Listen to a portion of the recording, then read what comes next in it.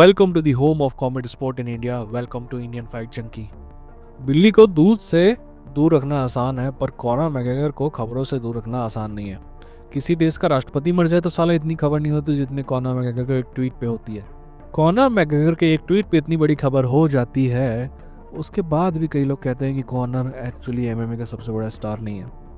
मैं वो आदमी हूँ जो कॉनर की कमियों के बारे में बरसों से आपसे बात कर रहा हूँ, बट कॉनर की कुछ खूबियाँ भी हैं, उनके बारे में भी बात कर रहा हूँ। पर ये बात तो मैं भी एक्सेप्ट नहीं करता कि कॉनर मैकग्रेगर आज भी एमएमए का सबसे बड़ा स्टार नहीं है। खैर, आज हम बहुत सारी खबरों के बारे में बात करेंगे, जिसमें से कुछ खबरें पहले कॉनर मैकग्रेगर की हैं और फिर बाद में एमएमए से जुड़ी दूसरी खबरें हैं। तो चलिए शुरू करते हैं कुछ अच्छी, कुछ सच्ची और बहुत सारी टुच्ची खबरों के साथ। पर आगे बढ़ने से पहले सब्सक्राइब करके बेल आइकन को क्लिक कर दिए। अरे यार, क्यों करना है आपको पता है। There is nobody better than me. Anyways, let's go. Conor McGregor को लेकर सबसे पहली खबर है, और इस खबर में इंडिया भी आता है, इसलिए शायद ये दूसरे लोगों के लिए भी इम्पोर्टेंट हो। देखिए, कुछ दिनों पहले ऐसा हुआ कि डेना वाइट ने प्रेस कॉन्फ्रेंस में ये कहा कि 2025 में मैं कुछ ऐसा लेके आने वाला हूँ जिसके बारे में आप में से किसी ने सोचा भी नहीं होगा। डेना वाइट ने कहा कि आप में से किसी ने सोचा भी नहीं होगा, और हमने सोचना चालू कर दिया। भाई, इसकी फाइट उसके साथ हो सकती है, उसकी फाइट इसके साथ हो सकती है। तो सबसे बड़ी फाइट जिसके बारे में बात चल रही थी वो थी इलिया टोपुरिया और कॉनर मैकग्रेगर की। इलिया टोपुरिया के बारे में भी बात करेंगे, उसने भी एक टुच्ची हरकत की है। खैर, फिलहाल कॉनर पर जमे रहते हैं। कॉनर मैकग्रेगर ने इस बात को डिस्प्यूट करते हुए कहा कि मेरी कोई इलिया टोपुरिया से फाइट नहीं होने वाली है। एक्चुअली मैं अंबानी फैमिली के साथ प्रिलिमिनरी एग्रीमेंट में हूँ। ध्यान रखना ये वर्ड, प्रिलिमिनरी एग्रीमेंट में हूँ कि मैं इंडिया में फाइट करूंगा जेक पॉल के साथ एग्जीबिशन बॉक्सिंग में। तो भाई, ऐसा है कि इंडिया वाले भी उचक गए, बॉक्सिंग वाले भी उचक गए, जेक पॉल के अंडे भी उचक गए, कॉनर के अंडे भी उचक गए, और यूएफसी के बहुत सारे अंडे जो इधर है वो सारे के सारे उचक गए। अब मैं आपको समझाता हूँ कि ये बात क्या है और क्या हो सकता है। एक्चुअली आपने अगर कॉनर के केस के पहले पूछा होता कि इस फाइट के होने के चांसेस क्या है, मैं बोलता कि भाई 0 से भी कम है। बट अब मेरा मानना है कि इस फाइट के होने के चांसेस 30% है। मैं आपको थोड़ा सा फटाक से एक्सप्लेन करता हूँ कि आखिर मैं ऐसा क्यों सोचता हूँ। देखिए, इस पूरी फाइट के बारे में जो बात हो रही है, Jake Paul, Conor McGregor exhibition fight, Ambani family, इन सब में कुल 4 प्लेयर है। चारों प्लेयर के बारे में एक एक करके फटाफट बात करते हैं। नंबर 1 प्लेयर जो है वो कॉनर मैकग्रेगर खुद है। तो कॉनर मैकग्रेगर ने क्या कहा, उसकी बीवी को भरोसा नहीं होता तो हमें क्या भरोसा होगा। सो कॉनर मैकग्रेगर एक रिलायबल स्पोक्स पर्सन तो है नहीं, तो उसकी बात पर विश्वास नहीं किया जा सकता। तो क्या हम भूल जाएं? इसीलिए हमें दूसरे प्लेयर पे चलना पड़ेगा भूलने से पहले। दूसरा प्लेयर है लोगन पॉल। लोगन पॉल ने ना तो इस बात को एक्सेप्ट किया, ना तो इस बात को डिनाई किया। और लोगन पॉल अगर जिंदगी में दिन में 24 घंटे हैं तो 24 घंटे में से 23 घंटे 59 मिनट कैमरे के सामने रहता है। उसके पास इनफ टाइम था इस चीज़ को डिक्लाइन करने का, पर उसने नहीं किया। तो यहाँ से उम्मीद बनती है। अब प्लेयर नंबर 3 पे चलते हैं। प्लेयर नंबर 3 है अंबानी फैमिली। यार, मैं इस फैमिली को ना बचपन से देखते आ रहा हूँ। अगर आपने मुझसे 10 साल पहले पूछा होता ना कि क्या ऐसा कुछ करेगी अंबानी फैमिली, तो मैं बोलता कि बिल्कुल भी नहीं करने वाली है दोस्त। क्योंकि अंबानी फैमिली जो है ना, वो पर्दे के पीछे रह के काम करने वाली फैमिलीज में से एक है। उन्हें लाइमलाइट बिल्कुल भी पसंद नहीं था। बट आज की अंबानी फैमिली पुरानी अंबानी फैमिली से बहुत अलग है। जहाँ तक मैं लाइमलाइट की बात कर रहा हूँ तो मैं मुकेश अंबानी फैमिली की बात कर रहा हूँ। अनिल अंबानी को हमेशा से लाइमलाइट पसंद थी, बट मुकेश अंबानी को नहीं पसंद थी। वो हमेशा पर्दे के पीछे रहता था। बट हाल ही में जो शादी हुई ना, अंबानी के गुड्डू की शादी, तो भाई अंबानी के गुड्डू की शादी के बाद मेरा मानना है कि ये फैमिली ना सिर्फ लाइमलाइट पसंद करने लगी है, may be they love it too much. तो इस अंबानी फैमिली से मैं ये एक्सपेक्ट कर सकता हूँ कि शायद ये कर दे, और उनके पास पैसे की कोई कमी नहीं है, तो पॉसिबिलिटी है। और टीकेओ से उनके ऑलरेडी रिश्ते हैं। ये माना जा रहा है कि भविष्य में जैसे ही कॉन्ट्रैक्ट खत्म होगा इंडिया में WWE और टीकेओ की बाकी संस्थाओं का, तो सारे के सारे कॉन्ट्रैक्ट जो हैं वो जियो सिनेमा में जाने हैं। तो इस बात को लेकर उनके टीकेओ से ठीक ठाक संबंध है। अब आखिरी प्लेयर के पास चलते हैं। आखिरी प्लेयर है UFC। देखिए, UFC जो है वो नहीं चाहती कि कॉनर मैकग्रेगर अभी UFC में फाइट करे, क्योंकि कॉनर मैकग्रेगर के खिलाफ जो आरोप लगे हैं उनका जवाब देने के लिए UFC के पास ना बैंडविड्थ है, ना ही उनकी हिम्मत है। वो चाहते हैं कि कॉनर कहीं और से रिहेबिलिटेट होके आ जाए और फिर यहाँ पे फाइट करे, और कहीं और जाने की ज़रूरत नहीं है। आप में से कई लोगों को ये लगता होगा कि डेना वाइट तो हमेशा बोलता है मैं को प्रमोशन नहीं करूँगा, मेरे फाइटर बाहर फाइट नहीं करेंगे। बट यहाँ पे फाइटर बाहर फाइट नहीं कर रहा है। लोगन पॉल जो दूसरा फाइटर है वो कॉन्ट्रैक्टेड है बाय WWE और UFC जो है एक ही कंपनी टीकेओ के अंदर आते हैं। तो कॉनर एक्चुअली फैमिली के बाहर नहीं जा रहा है। So this might be little bit expectable, I mean acceptable for UFC। So थोड़े बहुत ही सही, पर चांस तो हैं इस बात के होने के। डिटेल हमें बाद में पता चलेंगी, तो हम देखते हैं क्या होता है। वैसे मैंने आपको पहले भी कहा था, एक बार फिर से कह दूँ कि मेरा मानना है कि इस फाइट के होने के 30% चांसेस हैं। एनीवेज आगे बढ़ते हैं। अगली दो खबरें भी कॉनर मैकग्रेगर से जुड़ी हुई है। अगली खबर कॉनर मैकग्रेगर और लोगन पॉल को लेकर है। लोगन पॉल और कॉनर मैकग्रेगर की जैसे ये फाइट की बातें चालू हुई तो भाई सट्टेबाजों ने अपने नंबर निकालना चालू कर दिए और इस फाइट में लोगन पॉल जो है फेवरेट है और कॉनर मैकग्रेगर जो है वो अंडरडॉग है। आखिर क्यों नहीं होगा? दोनों का साइज देखा है आप लोगों ने? और ये ना जगीरा कह गए साला कि मरा नहीं कोई कि करन लगे काहे काहे। अभी ना फाइट तय हुई है, फाइट तो छोड़ो, दूसरे फाइट का कंफर्मेशन भी नहीं है कि मैंने बात भी हो रही है इस बारे में। बट ये है कि सट्टेबाजों ने निकाल लिया भाई कि ये फेवरेट है और ये अंडरडॉग है। इस पे पैसा लगाओगे तो उतना मिलेगा और इस पे पैसा लगाओगे तो इतना मिलेगा। वही वाली बात है कि कोई मरा नहीं कि करन लगे काहे काहे। तो इनको काहे काहे करने देते हैं, अपन आगे बढ़ते हैं। तीसरी खबर कॉनर मैकग्रेगर और इलिया टोपुरिया को लेकर है। इलिया टोपुरिया ने कहा है कि भाई मैं इस रेपिस्ट से फाइट नहीं करूंगा। वाह लौंडे, हम क्या सीधे हुए, सारी दुनिया ही हरामखोर हो गई। ये जो मूव था ना इलिया टोपुरिया का, ये पीस ऑफ शिट मूव था। आप किसी भी फाइटर को अटैक कर रहे हो उसके लोएस्ट कॉमन डिनोमिनेटर में, इसको तो बिलो द बेल्ट शॉट कहते हैं। अब आप कहोगे कि भाई ऐसा तो है कि कॉनर मैकग्रेगर को भाई घोषित तो कर दिया गया। यार वो सिविल केस था, सिविल केस। अगर कोई आदमी रेपिस्ट होता है ना, अगर कोई आदमी रेपिस्ट होता है तो उसके लिए क्रिमिनल केस किया जाता है। आपने कभी दुनिया में देखा है कि किसी आदमी को रेपिस्ट घोषित कर दिया गया और वो जेल के बाहर है?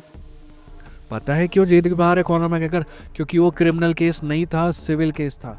पता है दोनों में क्या फ़र्क है? रेपिस्ट आपको साबित करना पड़ता है क्रिमिनल केस में, और सिविल केस में आपको सिर्फ टेंजिबिलिटी दिखानी पड़ती है, प्रोपोंड्रेंस ऑफ एविडेंस दिखाना पड़ता है, ठीक है ना, टेंजिबिलिटी। और क्रिमिनल केस में without a shadow of doubt साबित करना पड़ता है। जब कोई आदमी बात नहीं करता था सेक्सुअल हरासमेंट केस के बारे में, तब भी इस चैनल पे आप देख लीजिए 2.5-3 साल पुराना वीडियो होगा कॉनर मैकग्रेगर के सेक्सुअल हरासमेंट के बारे में। मैं किसी भी आदमी का गलत ना कभी खिलाफ में जाता हूँ ना ही उसका पक्ष लेता हूँ, पर जो ये वर्ड रेपिस्ट यूज़ किया जा रहा है ना कॉनर मैकग्रेगर के लिए, ये है भी नहीं। वैसे भी सिविल केस में उसको लायबल पाया गया है सेक्सुअल असॉल्ट के लिए। और अगर आप एक्चुअली केस को स्टडी करो, केस में जो सबूत ज्यूरी के सामने पेश नहीं करने दिए गए, जो सीसीटीवी फुटेज ज्यूरी के सामने पेश नहीं करने दी गई, जो एसएमएस लड़की के पेश नहीं करने दिए गए, वो ये नहीं साबित करते कि कॉनर मैकग्रेगर बहुत अच्छा इंसान है, बट वो ये ज़रूर साबित करते हैं कि जो पिक्चर दिखाई दे रही है ना वैसी है नहीं। At the end of the day क्या मैं विक्टिम ब्लेमिंग कर रहा हूँ? बिल्कुल नहीं कर रहा हूँ। मेरा मानना है कि अगर लड़की कुछ कह रही है तो उसका प्रथम दृष्टया यानी कि प्राइमा फेसी विश्वास किया जाना चाहिए। बट किसी भी आदमी को बिना सबूत के अंदर करना या फिर उसका एक्चुअली डिजिटल प्लेटफॉर्म में हैंगिंग कर देना भी तो सही नहीं है ना यार। क्या कॉनर मैकग्रेगर अच्छा आदमी है? बिल्कुल नहीं है यार, टुच्चा है। क्या उसने वो किया होगा? मेरे को लगता है कि पॉसिबिलिटी है कि किया होगा, बट क्या पूरे सबूत है उस बात के कि उसने किया है? नहीं है। आपको पता है मैं क्यों नहीं वीडियो बनाया? इसलिए वीडियो नहीं बनाया क्योंकि दोनों के दोनों पक्ष मेरे से खिलाफ हो जाते। क्योंकि मैं वीडियो में ये बोलता है कि कॉनर मैकग्रेगर ने ऐसा किया होगा, इस बात देख के तो लगता है कि ऐसा किया होगा। वही वाली बात है ना, किया होगा, क्या सबूत है ऐसे किए होने के? नहीं है ना। तो एक तरफ कॉर्नर वाले गुस्सा हो जाते हैं और दूसरी तरफ जो कॉर्नर को गाली बक रहे हैं वो भी गुस्सा हो जाते हैं, बोलते हैं भाई तुम तो दोनों बीच की बात बोल रहे हो कि कॉर्नर ने किया भी हो सकता है और नहीं भी हो सकता है, क्योंकि केस ऐसा ही है कि किया भी हो सकता है और नहीं हो सकता है।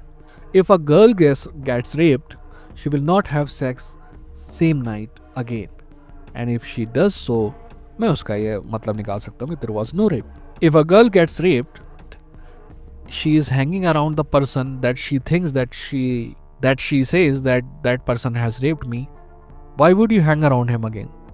If a girl gets raped and if she still send messages, lovely messages to the same guy that she says raped her, something is fishy.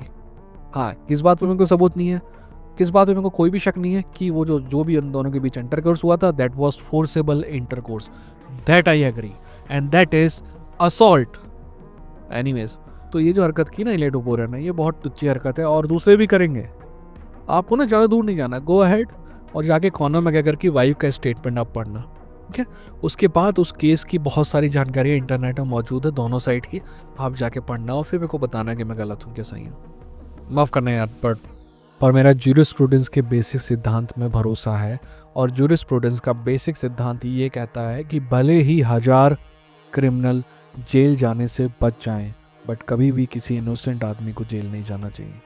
Anyways, अगली खबर की तरफ चलते हैं। अगली खबर है सऊदी अरेबिया से। अगली खबर है Tyson fury versus Alexander UIC के बारे में। हाँ भाई लोग, टेंशन नहीं लेने का है, मैं इसका एनालिसिस भी करूँगा और अगर आप लोग सीरियसली चाहेंगे तो मैं वॉच अलॉन्ग भी करूँगा।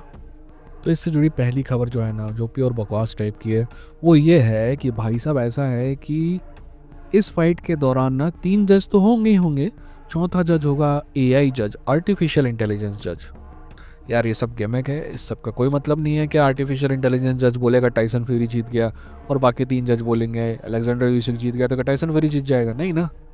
ये सारी गिमिकरी चीज़ें होती हैं जो आपको अट्रैक्ट करने के लिए बनाई जाती हैं, तो उनको उसी नज़र से देखे जाना चाहिए। पर जो दूसरी बात जो ज़्यादा इंपॉर्टेंट है, जिसको ज़्यादा खबर नहीं मिल रही है, वो ये है कि इस फाइट का पर्स लगभग लगभग 190 मिलियन डॉलर्स के आसपास है। किसको कितना मिलेगा ये तो हमें फाइट के बाद ही पता चलेगा, क्योंकि उसमें विनिंग बोनस भी है। पर आप समझ 190 मिलियन डॉलर कितना होता है? यूएफसी की कमाई पूरे पिछले साल की 370 मिलियन डॉलर्स है, और ये आधी कमाई सिर्फ एक ही फाइट में हो रही है। तो कभी कभी आप लोगों का मन हो ना बॉक्सिंग का मजाक उड़ाने का, तो ये सोचना कि पूरा यूएफसी साल में जितना नहीं कमाता है ना, उससे आधा एक फाइट में 2 फाइटर कमा लेते हैं। खैर आगे बढ़ते हैं अगली खबर की तरफ।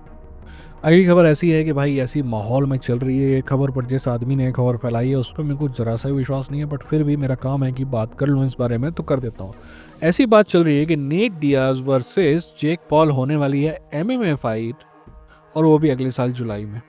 और उसके बाद का प्लान ये है कि Nate Diaz will be back in UFC by the end of 2025 and Conor McGregor versus Nate Diaz 3 होने वाली है। तो कॉनर वर्सेस नेट डियाज 3 होने वाली है, वो तो मैं पता है कि होगी वो तो। बट ये जो Nate Diaz versus Jake Paul वाली वो फाइट है ना यार, अगर ये पहली पहली बात तो भाई इन दोनों फाइटर्स के बीच में कुछ तो चल रहा है, यानी कि ये दोनों एक दूसरे से फाइट तो करेंगे। बट जब ये बात हो रही है तो सामने वाला कह रहा है कि ये एमएमए फाइट होगी। अगर ये एमएमए फाइट होती है तो इस एमएमए फाइट को पीएफएल में होना पड़ेगा, और मुझे नहीं लगता कि नेट डियाज पीएफएल में जाएगा। तो इन दोनों के बीच में अगर फिर से फाइट होती है तो मेरे ख्याल से एक और बॉक्सिंग फाइट होगी, क्योंकि यूएफसी के साथ नेट डियाज के रिश्ते आज भी बहुत अच्छे हैं, और आई डोंट थिंक सो कि उसको वो चाहेगा कि इन सब चीज़ों की वजह से उसको कोई फ़र्क पड़े।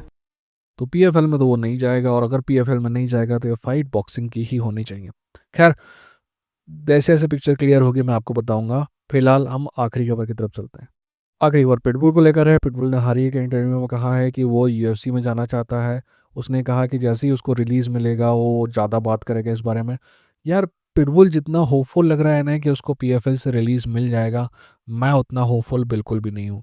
देखिए ये जो बड़ी कंपनियां हैं ना, ये गलत प्रेसिडेंट जो है वो नहीं बनाती हैं, यानी कि अगर पिटबुल को वो जाने देंगे ना, तो फिर दूसरे फाइटर्स को भी उम्मीद होगी कि भाई हम भी जा सकते हैं। और कंपनी जो है वो ऐसे प्रेसिडेंट बहुत ही कम बनाती है।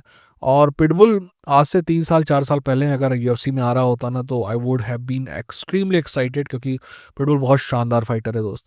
इवन 37 साल की उम्र में भी बहुत शानदार फाइटर है। बट मेरे ख्याल से यूएफसी जो है ना हेजिटेट करेगी इस उम्र के किसी भी फाइटर्स को लेने में। पर फिर भी पता चलेगा, क्योंकि पिटबुल जो है, पिटबुल की अपनी एक फैन फॉलोइंग है जो पिटबुल के साथ जाती है, भले ही वो वेलाटोर में हो चाहे कहीं और। इन द एंड मेरे को क्या उम्मीद है, राइट, मेरी एक्सपेक्टेशन ये है कि pitbull should be happy, what ever he want he should get it, because he has entertained us for a very long time, है ना। चलिए अगली वीडियो के साथ मिलते हैं, तब तक अपना ख्याल रखिए, अपनों का ख्याल रखिए। ये था इंडियन फाइट जंकी, लड़ेंगे जीतेंगे।